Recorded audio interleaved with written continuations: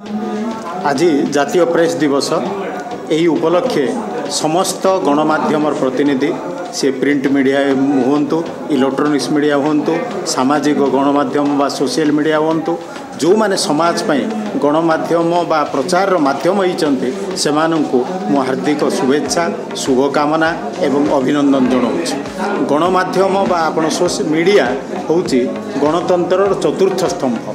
ताहले मु राजनीति विज्ञान छात्र हिसाब से जानी जे देश में दुईटी जिनस प्राधान्य गोटे हेले शासक आउ जन हेले शासित रूलर एंड रूल्ड एमानक भितरे जो जोगाजोग एमानक भितरे जो माने कम्युनिकेशन बा जोगाजोग रहिबो सी होचंती गणमाध्यम।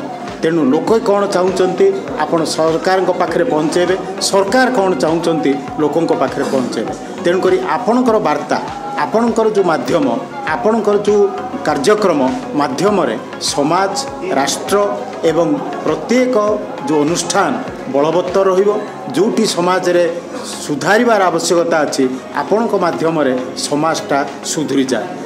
आमे देखीचु बहुत गुड़े उदाहरण अच्छी जोठी लोक माने किछि जानी नाहंती बा पाई नाहंती आपण माध्यम से माने पाई जाइछंती।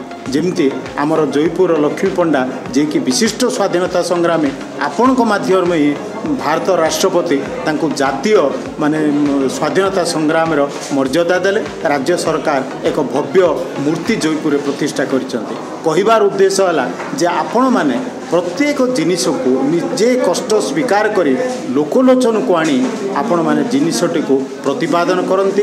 तेणु पुनर्बार यही दिवस रे आपण मानकु हार्दिक धन्यवाद एवं कृतज्ञता जनाऊँगी। नमस्कार।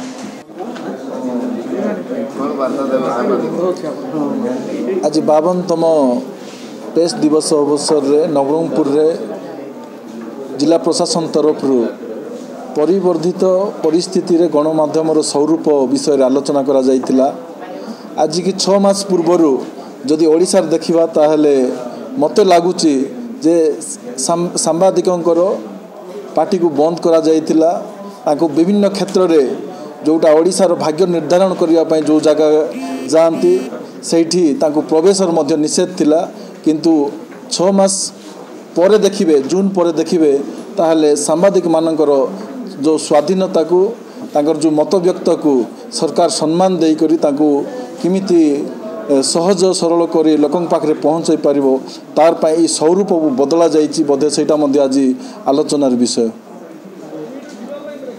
मौलिक असुविधा जहाँ ये गोटे उठा जाइला तो आप जेहेतु गोटे सरकार प्रतिनिधि नवरंगपुर सामाजिक अनेक मौलिक सुविधा वंचित होती से कार्यरत समय बहुत असुविधा सम्मुखीन होती सुरक्षा व्यवस्था कहवा अनेक मौलिक से विषय कौन चिंता कौन कहे सर जदि सांबादिकंकर सुरक्षा को सुविधा जदि दृष्टि दे न था सरकार ताहले से विभिन्न जो बारण थिला पूर्वर ताकू से बारण को हटाई न था सबुबले सरकार चिंतित अच्छा आगामी दिन निश्चय कौन भल हम से निश्चय स्थिर हो।